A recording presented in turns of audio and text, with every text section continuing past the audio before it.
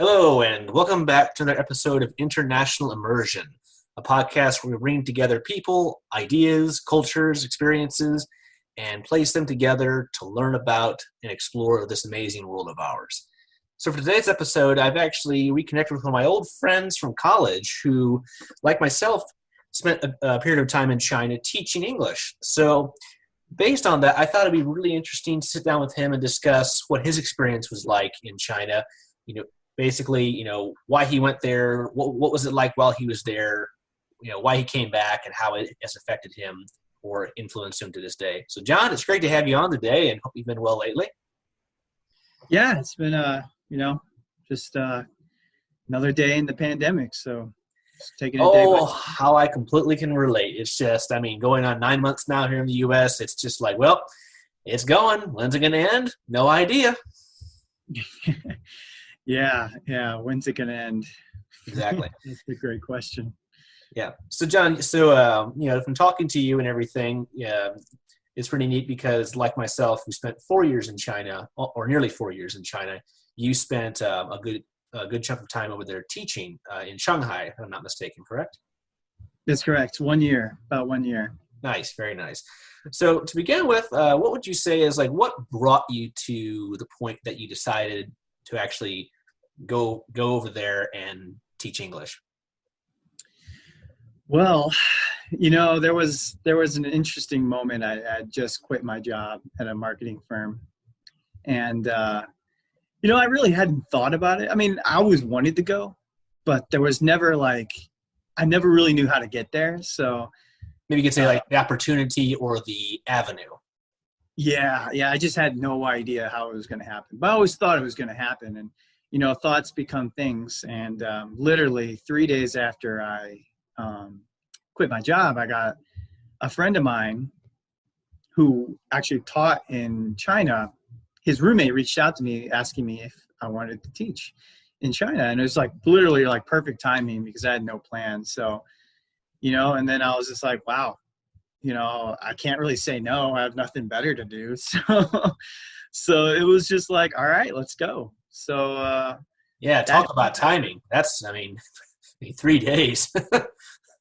Right. Yeah. It was really unexpected. And when I saw the message, it was just well, I don't know where this is going to lead, but like I said, I had nothing else better to do. I was just well, it's this or look for another job. So it's this is at least sounds like an adventure. And that's what it was really about. It was just the adventure, the different, because I'd studied abroad before and stuff. So it wasn't totally new, but living and working in a new country, that was going to be the new part. So. Now, I think you bring up a really good point, especially people when they're not settled yet. They don't have a family. They don't have a lot of things tying them down. If you're adventurous, if you're willing to take a little bit of risk, that's the time in your life when you can do things like this. I did the same thing when I graduated college or my undergrad, and then I had the opportunity, so I took it. And yeah, it's I have nothing holding me down. Why not? And I think more than anything, if you get a job overseas, regardless of what it is, I think in a way it's more about the adventure and the experience. You can get monetary compensation, but I think that's only the tip of the iceberg. Oh yeah, and that's another topic to talk about. They pay you pretty well over there. I would definitely have to agree with you on that because I've gotten offers and I was like, wow, that's not bad. Right? Yeah. That's cool. So literally, you're 3 days after, your friend, his roommate contacts you, you want a job, and you were like, why not? This could be an adventure. So what happened next? So yeah, I accepted it. I got this interview and it was just a Zoom call, it was a Zoom call actually. And it was the owner of the school, and she just asked me some very basic questions because I actually had some teaching experience, believe it or not. I did I was teaching Chinese, believe it or not, at an elementary school here in the US for 3 months. It was a language exchange program. Mm-hmm. Anyway, so that was enough to essentially it was that question and maybe 2 others, and then I had the job. So I was all right, cool. Talk about a quick interview and more You speak a few. That's pretty nice. Yeah. It's just like, you speak English? Yes, I do. Like, all right. When can you start? Sounded like, or I could say it sounds like they were very much in need of somebody. Oh yeah, yeah. I think I was actually my friend's replacement. The funny part. Oh, So, wow. Well, that worked out perfectly. I mean, I know. you quit your job and he's ending his contract or his term over there, and that was seamless. Yeah, I had no idea. I wish I negotiated. I didn't negotiate. I could have got such a higher rate if I negotiated, but I had no idea. I went in blind. As they say, everything's clear in retrospect. At the time, there's so many factors that you may think of, but at the same time, there are many others you won't think of. So, I completely can relate. And it's like, darn, I wish I would have done that or would have done this. But so that's cool. So you got the offer, and then what happened next? So you got the offer. So of course you got a Z work visa, right? Yeah. Just the Z visa. And then I took the 16-hour, because I went to Beijing, and then I went from Beijing to Shanghai. So 16 hours. Oh my gosh. It was the longest flight of all time. Watched some good movies, and it was so funny on the plane. I tried to speak because I've been waiting to speak Mandarin to a a native speaker for such a long time. And, I practiced a little bit. I took 2 years in college. I'm like, okay, I'm going to speak and it's going to be great. I was so nervous. One of the flight attendants was like speaking Mandarin, and I was like, okay, here's my chance. And I can't remember what I said, but she didn't understand what I said. She was like, what? She even said it in English. I was so embarrassed. I'm like, I tried to speak and that was like, it was like, like sometimes that first moment kind of determines the rest. So yeah, that first impression, that first thing, it kind of sets the stage or sets the mood. Mm-hmm. Yeah, I was so afraid to speak because I'm like, oh shoot. And I thought I, spoke it perfectly and everything.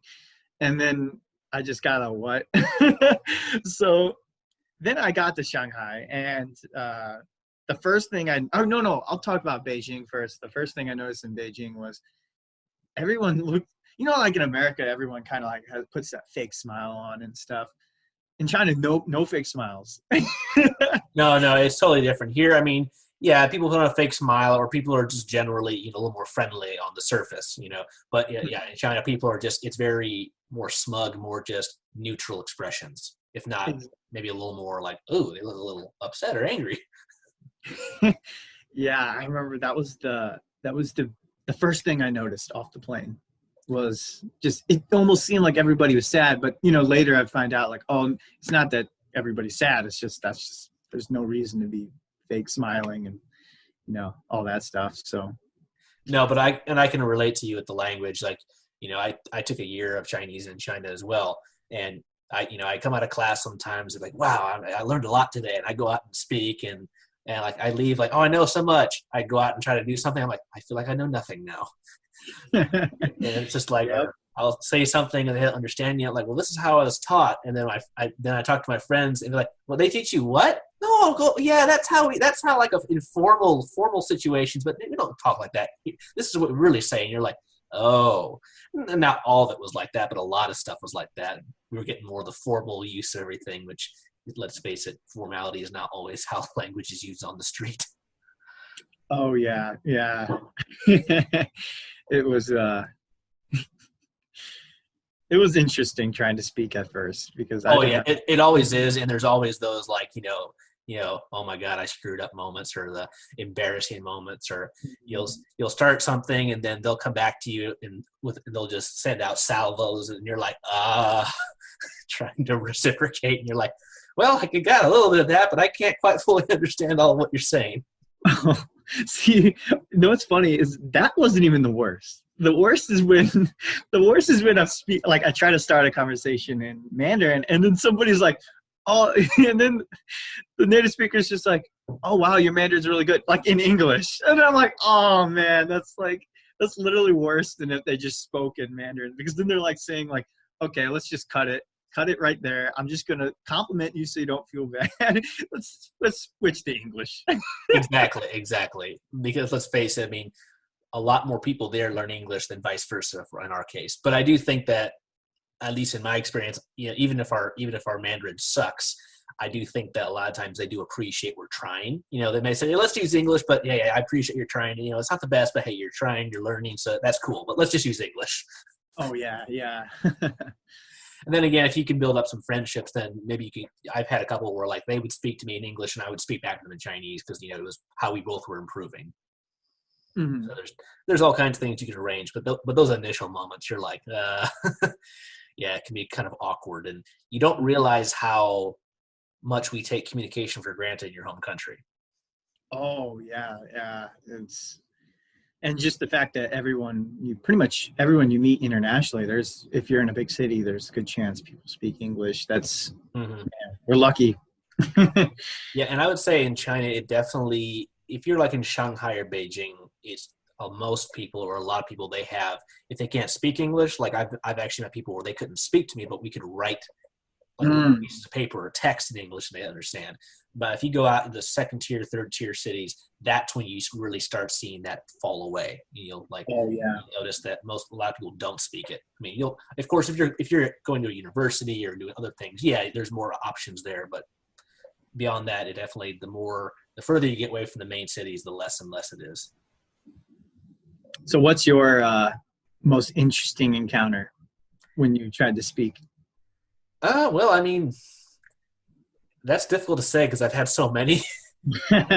But I mean, there's so many I could probably go into detail about, but a lot, some awkward ones, some funny ones, some bad ones, or just a lot of things. But like, sometimes if you get into dating over there, that's when it can really kind of be awkward. Or like if you learn a word and you don't say it right, or it has a different meaning, but it's maybe a bad or dirty meaning and you don't know it, and then you say it and then you're like, oh God, what did I just do?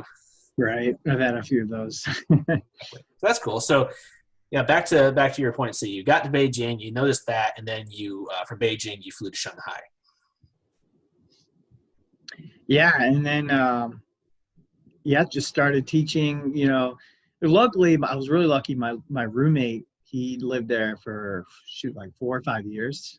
Oh wow! In the Philippines, but he had like Chinese ancestry, so he fit in really well. So a lot of people thought he was like, they were like, oh, he's Chinese, but he actually wasn't. He's from the Philippines, but his Mandarin was pretty good, and he helped me get situated. And if it wasn't for him, oh man, it would have been very difficult getting used to everything. So what was it like when you first arrived and were getting settled in? Was that like a bit of was that a shock for you? Was it relatively smooth, or was it more bumpy, would you say? Well, my roommate like made it a lot smoother than it probably should have been, but I came to realize just a realization for myself, I didn't really know how to take care of myself. Because in the US you can kind of get away with that, a lot of conveniences and just that's very true. You realize how many more conveniences you have here versus over there, but you'll notice that there's conveniences there you don't have here, and it's about learning how to make use with what you have available.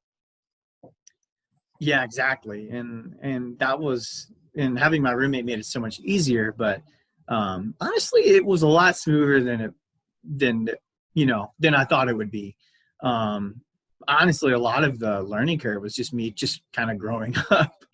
I'm 20, I think I was 23 when I got there, just a lot of growing up to do, living on my own and stuff like that. I think that was almost more difficult than, all the culture stuff, or at least in some regards, I would say. I see. So you got settled in, you got moved in to your apartment with your roommate, you get that situated. So when you started the job, what was that like? Well, I shadowed for like the first month, and I was scared to death because I'm thinking I'm not a real teacher. The imposter syndrome, and honestly, you get that in any job. But you're in another country, and you're starting to realize you see the teaching, and you're just like, wow, English is harder than I thought. That was my first reaction, and then it was just thinking like, oh man, I don't really have a teaching style. There's a lot of stuff going in my mind, and I just remember I was horrible at first. I was so bad. I didn't make it fun. And I was like, because you don't really think about like grammar and stuff and all that stuff. So I remember I'd even make some mistakes, and a few times the kids would call me out on it. I'm just like, oh, wow, that's so embarrassing. I think, because with your native language, sometimes you're so used to using it, you don't have to think about it. So you're like, oh, why do we do this? It's like, I just do it. Right. And then, so it's amazing sometimes when you teach your own language, you learn about it as opposed to learning another language. It's kind of, it's very interesting, I'd say. Oh yeah. It was a big eye opener for me. And then I just remember, once, I think it got a lot easier when I realized I just had to have fun and be myself. And it sounds really cheesy, but once I started just being myself and having fun, just, going into every classroom, it's like, hey, how can I make this fun? And it just got so easy after that. I'd come in, at first I had to plan for like 2 hours for a lesson plan. I'm like, oh, how am I going to like teach this? By the end, by almost the last month I was there, I was walking into the classroom, like I didn't even know what, like I would just open up the book. I'm like, okay, we're learning this. And then it would just turn out amazing. And it was just like that mind meld you had with like. It's like you develop your own teaching style, and you become accustomed to the material you're teaching, and you can kind of just spontaneously create something and present it to them so they can learn. And that takes practice, and that takes, time. Oh yeah. Having taught over there as well. Yeah, it was, I just had to steal things from other teachers, Hey, it doesn't matter. I mean, it's like, whatever works. I mean, and other teachers, other people you meet that are in the education industry over there, I mean, they can really be good sources of information. They have their own style. They may use different tools or techniques. It doesn't matter. I mean, you just kind of take what works, and also you have to kind of gauge how the students react to it, what works with them, what doesn't, etc. And the age groups you work with also, very much can differ, and you have to kind of, design and mold different, methods to each age group. And also, some classes the kids are more behaved, some classes they're not. It just depends. Yeah. That's my experience. Oh yeah. Oh man. Yeah. That was, I've had kids climb on me. I've had kids just try to hit me with stuff, or you probably had all the same. Yeah, I remember I learned some very useful things like sit down, stop, in Chinese. Like, oh, the teacher spoke Chinese, he's angry. Oh yeah. Yeah. So yeah, you kind of get those things, and you kind of learn learn their tendencies, and they kind of learn yours, so that you can, in some cases, you can build a bit of a rapport with them. But yeah. That's cool. But that's neat how you so in total, how long were you in Shanghai? It was about 10 months. About 10 months. I actually ended up leaving my contract a little early. I was literally at that point. I was at that tipping point where I'm like, I finally got all, like the culture shock was going away. There was even like that last month, I was even starting to think in Chinese a little bit. Yeah, the immersion. When I was like, wow, this is actually like I can actually learn this.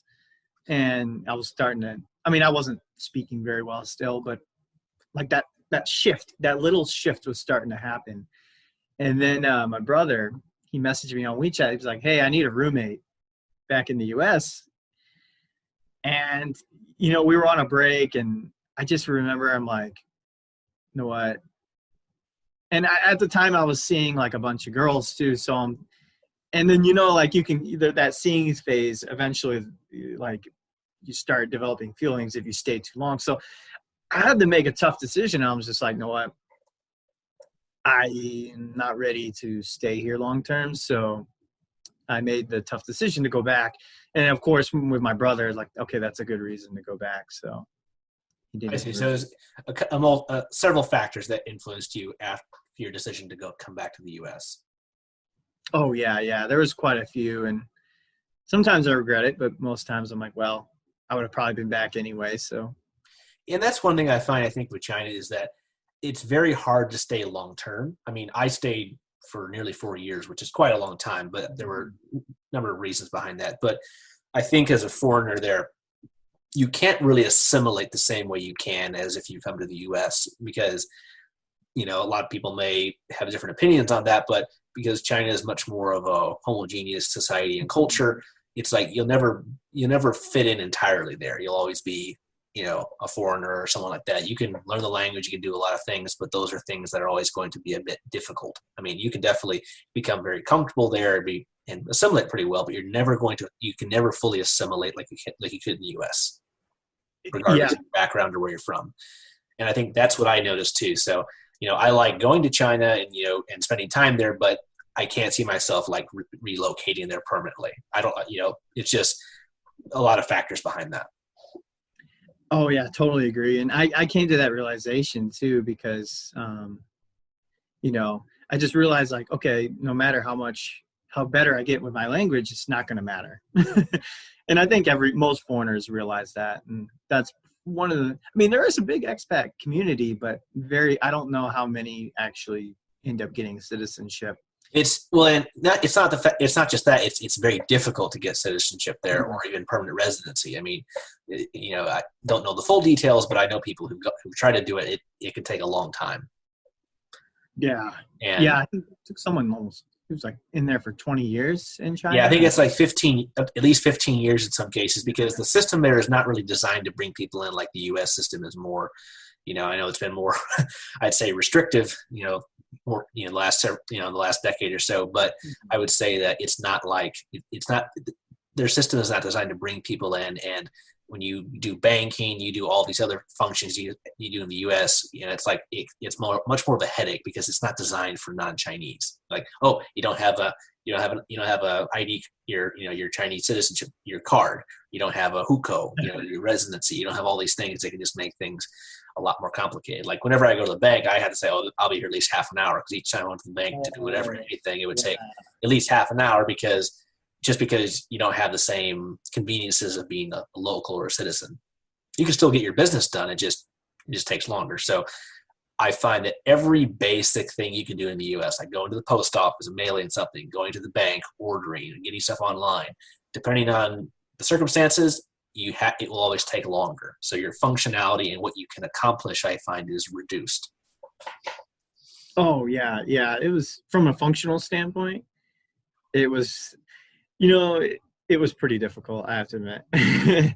Like when I lived in Italy, it was a little bit easier.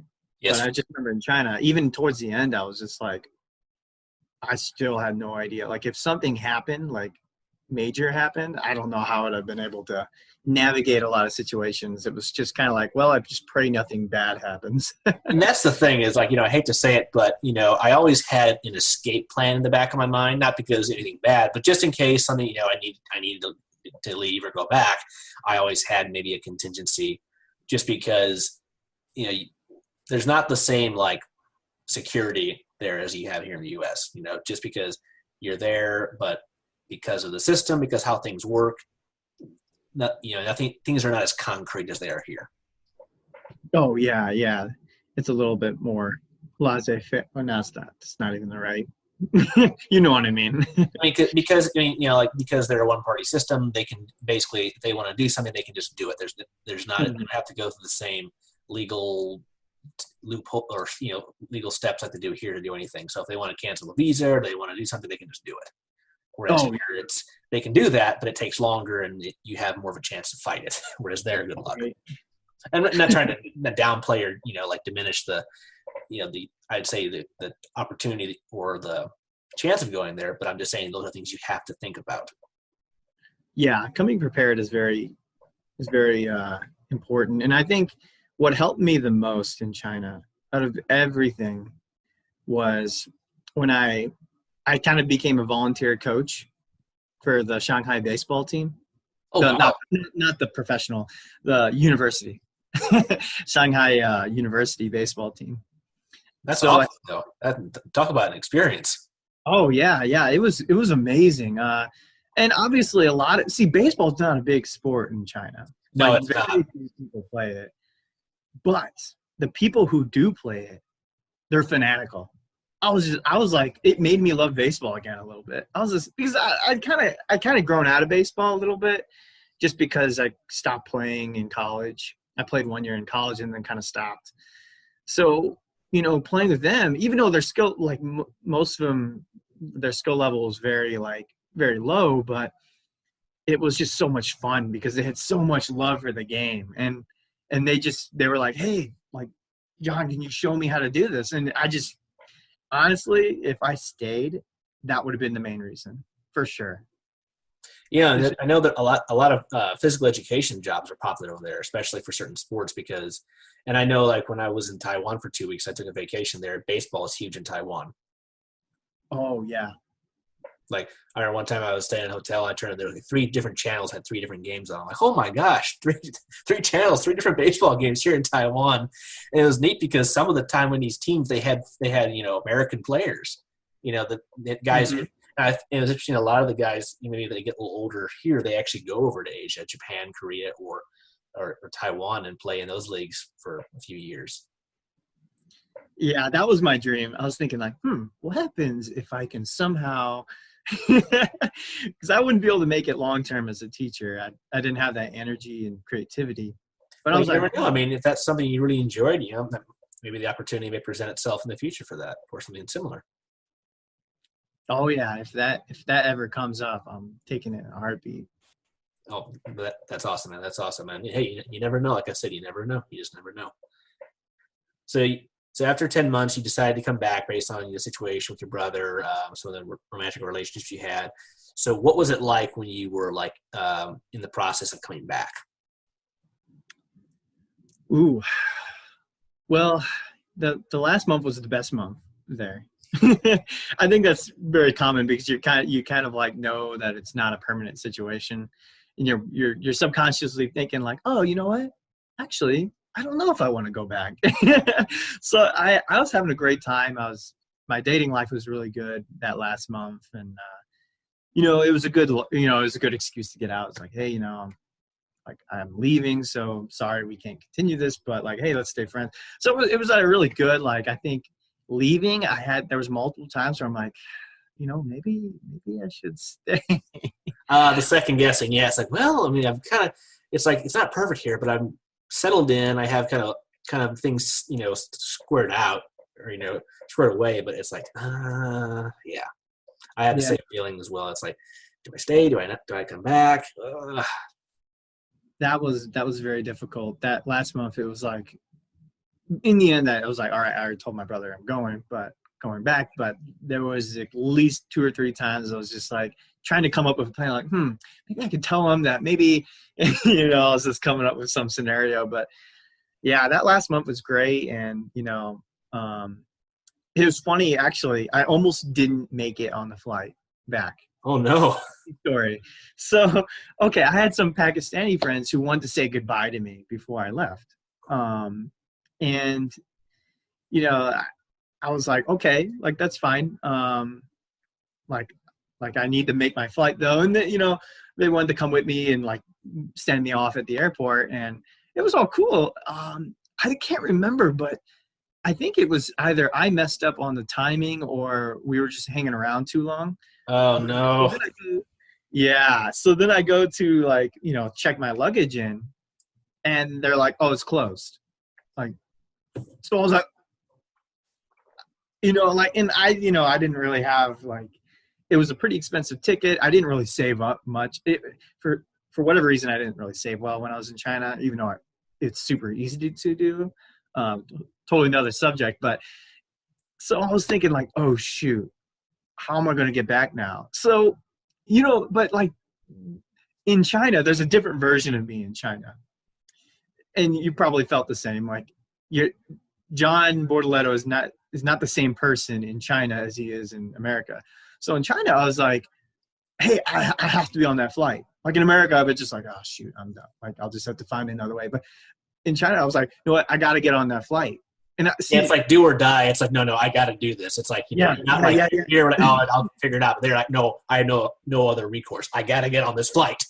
Yeah. And, it's like, that's totally, people who know me would be like, whoa, what?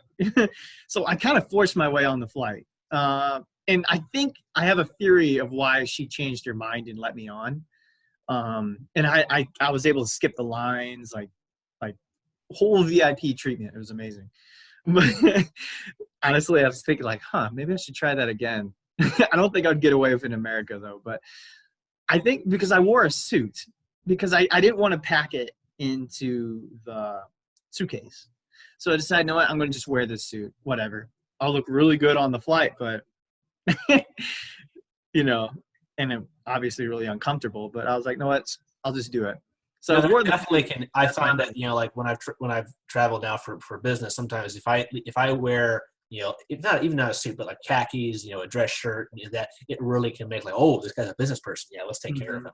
So I think that definitely can aid you. And I also find having a sport jacket with you, or, you know, any type of, like, when you do business, not just in China, but other countries I've been to, it really also can help just with maybe a little more, I hate to say prestige, but it may give you that little bit of more formality that they may, like, oh, well, this guy has some importance. Oh yeah, yeah, and I'm pretty sure if I wasn't wearing the suit, she'd probably been like, no, sorry, you can't get on. But I got on, and you know, I was able to make it. I don't know how I was able to make it to America, and then well, that's certainly a close shave, but we're glad you got back. Oh yeah. It was, you know, I felt like I limped back, like I didn't really. It came back to a really interesting situation, like, you know, yeah. It was rough, but I made it back. And then then the, you know, getting back used to American culture was the next step. And that kind of leads to our last segment for today's episode is how did you reacclimate, and then how did that change your, like, outlook on things, you know, now that you're after coming back? You know, I think it was difficult at first because pretty much none of my friends had traveled pretty much at all. I definitely am in the same boat with you on that, at least to the depth of my travel. So Yeah, so that was difficult. Like sometimes I wanted to talk about things, but like the moment I started talking, it's just kind of like nobody could relate to it. I found very few people. I did meet somebody who had also just recently came back from teaching in Japan, and we kicked it off really quickly. But it was just kind of like you brought a piece of you back to China, and you wanted to show it off to everyone, like, hey, I'm kind of like a new person. But then everyone saw you as the old person. So it was very difficult. Eventually, I had to essentially, because I had more of an aggressive mindset when I developed that because, you know, I have an identical twin. You know, we were kind of two halves of one brain. So, you know, when I came back, I kind of had to go back to the old me, like that, like, okay, well, he's the more like outgoing, I'm the more like shy twin. But, you know, but in China, I had to develop that, that other side of me that I didn't have in the US. So when I came back and had that edge, I would call it an edge. I had that edge on me. I kind of had to tone that down because a lot of my friends and even my brother kind of like didn't know how to react to that. I was also a lot more open. I was more open of a person. So it was just kind of, I think that was the biggest shock. I was just like, shoot, I kind of became a better person, but I'm reverting back to my older version of myself, and it just didn't feel right. No, I can definitely relate on all those categories, in that, you know, I'm still the same person I was before, but I would say with some new additions or new viewpoints on things. And you know, my friends, it's like, you know, nothing's bad. No, there's no bad blood or anything, but there's some things they're just like, what, they couldn't quite relate to, or like, sometimes you confuse them on stuff, and they're like, why do you think that? I'm like, well, yeah, I lived overseas for a period of time. You haven't. Yeah, you're definitely way more open-minded. I'm sure you're probably like there's some conversations where you're just like, I should keep quiet because otherwise I'm going to like tell this person how it really is. Exactly. And also I would say, especially like on foreign policy, how people view the U.S., how people view all manner of things. It's like, because I've met people from all over the world, and you got to get to know what their point of view is, and where their opinions and their inclinations toward things come from. So, and when you meet people here, and you're like, and you hear what Americans think about it. Well, actually, that's not what people think over there about this same situation or this issue. And when you explain it to them, like, what do you mean? Well, you have to talk to them, because I've talked to people overseas in these countries here, and they think very differently on this. Or you'll say, this is what they think, and they're like, oh, I never thought about it that way. I'm like, yeah, you wouldn't, because you're not from there. You don't see it the way they see it. So I find that definitely you become much more open-minded, and I think that if you aren't able to open your mind more, you're going to potentially fail if you live overseas, because you can't just be like, this is how I do things and accommodate me. That's not going to work. They could give we don't give a crap on that. This is how it is here. You're going to figure it. You have to do it our way. So, and I do find some people when they travel, it's not for them. And I think being young helps, but also just naturally being inquisitive, open-minded, and willing to learn new things. That opens a lot of doors. And then when you come back, but especially here in the Midwest we're from, the perfect region and everything, but a lot of my friends, they don't have the same exposure to the things that me and you have had. And that definitely influences a lot of their thinking, but also it just makes things sometimes a little awkward when you're like trying to explain things about that, and they're just like, they may rationally understand it and everything. It's just they can't relate to it as an experience. Mm-hmm. Yeah, and that experience does really change you. I'm sure there's things, even though, like, I would say, I feel like when I lived in China, it wasn't, when I lived in Italy for a couple of months, it wasn't the same, because my beliefs weren't seriously challenged over a long period of time. So, like, even though I could accept them then, when I got back, it was as quickly as I accepted those new realities, I quickly rejected them. But in China, it was a full year, and I'm sure for you it was even more. So, like, for sure. And I think with Europe, of course it's different, but Europe has a lot more similarities to the U.S. in terms of culture, history, and other things. So naturally, you're going to find more of a commonality, or common issues, common beliefs there. Whereas in China, it's a totally different culture, totally different value system and everything. So that's really going to challenge you, and you really come to learn that things are based on people's points of view. And what they learn, what they're exposed to, what they have access to, etc. But and a lot of times you're like, well, I would never do this in my country, but this is what they do here, and that's normal. So I'm just like, when in Rome, do as the Romans do. When in China, do as the Chinese do. And of course, there's some things you never should cross, or never cross certain lines. But a lot of times you're like, well, this is what they eat. Okay, I'll try it. This is what they do. Okay, I'll try it. Or these are things that they think are okay. Okay, I'll try it. But there's still those times where like, no, I'm not crossing this line. Oh yeah.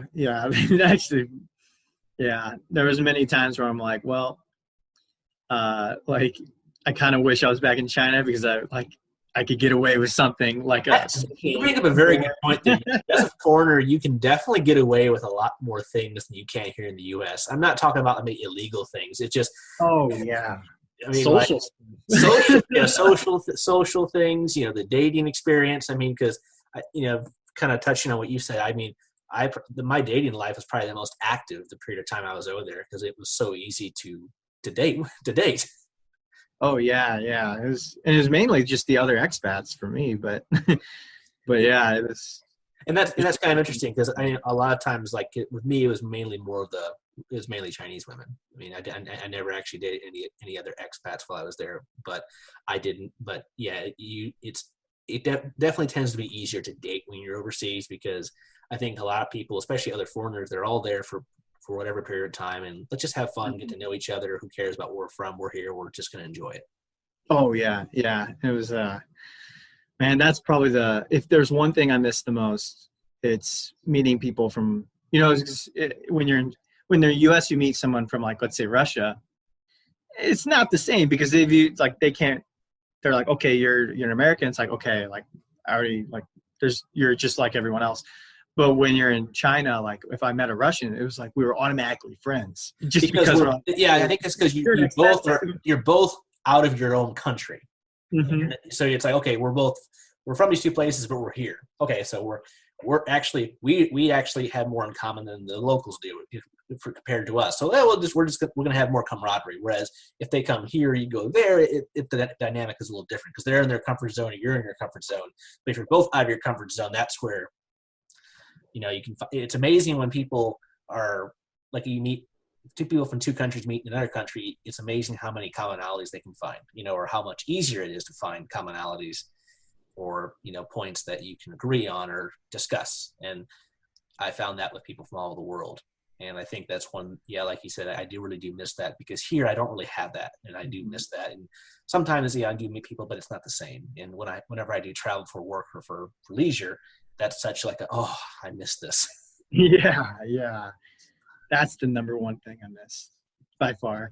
And I would say I wish a lot more many more Americans, particularly at the college level or post college, I wish they would do something like what me or you have done.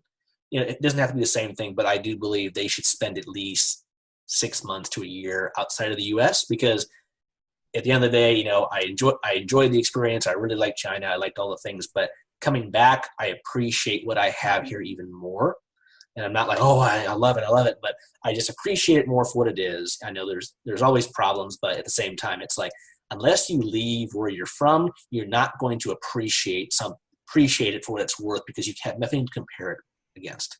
Oh, yes. And that's probably the most important lesson, I would say, from going to China, is even though I loved it there were so many things I loved. When I came back to the US, things that I was like not so like appreciative. I was just like, wow, I'm so lucky. Like, I really realized how lucky I am just to be in this. Like, it was, yeah. Sure. And there's a whole list of reasons we could discuss on why that is, but we don't have to do that today. But I definitely agree with you. And while I do, did enjoy everything over there, I'm very appreciative for what I have and what I would say abilities and I would say liberties I have here that are very important that you don't necessarily see or have or enjoy over there. So, and unless you are outside of let's say the U.S. system, you won't really appreciate that or realize how good it is. Oh, yeah. Yeah, I couldn't agree more. No. Well, John, that's great. I mean, it's a pleasure to have you on today. It's it's great to connect after a while, and it's great kind of reminiscing about our times both our times in China, what we got out of it, what we did, etc. And it'd be nice to talk to you more. There's a lot more we can cover, and I'm glad you're back here. You mentioned you're working again here, and you've learned kind of a new skill set. That's great. So, and I'm still doing stuff with China off and up, as part of my job, which is awesome. And that's one thing, is that experience you get over there, it can really come in handy if you ever are doing something either for leisure or for work that involves traveling overseas, anywhere, or even China particularly. You can leverage those skills or things you've learned. Oh, yeah. And I don't want to get off to another tangent, but yeah, that could be another discussion for another day. Exactly. You used what you learned. Exactly. No, 100% agree on that one. So. Well, I bet you have a lot of information. Yeah, that's definitely something I can go on a tangent as well on that. Oh, man. Yeah, this was great. Thanks for having me. It was just great just hearing, like, even just reminiscing and thinking about. Exactly. It's great to do that. And I think, for everyone who tuned in today, I hope you enjoyed our conversation. And I just want to leave everyone with, it's really hard to appreciate something unless you see something else. And, from talking with, me and John talking tonight, it's amazing that experience, looking back on it, you remember all these things. And as you discuss it, more actually comes into your brain, and you can, you can discuss more and more, and it becomes like a snowball. But, I hope everyone got a good sense of our experiences, and primarily John's, but, we want to carry on, do more episodes where we can discuss this into a deeper extent, and kind of bring more of these things that we've both done to kind of demonstrate what it's like to live, travel abroad, etc. So, well, John, it's been a pleasure having you tonight. We'll look forward to doing more episodes with you, and stay safe. This COVID situation's nuts, but we'll get through it. Yeah, it's just take it day by day. That's all you can do, man. That's all you can do. So, Thank you, everyone, for joining us tonight. This has been another episode of International Immersion, and we will see you all in the next one. Take care and stay safe, and let's just prepare and get to a point where we can get back out and start traveling and enjoying the wonders of this world of ours.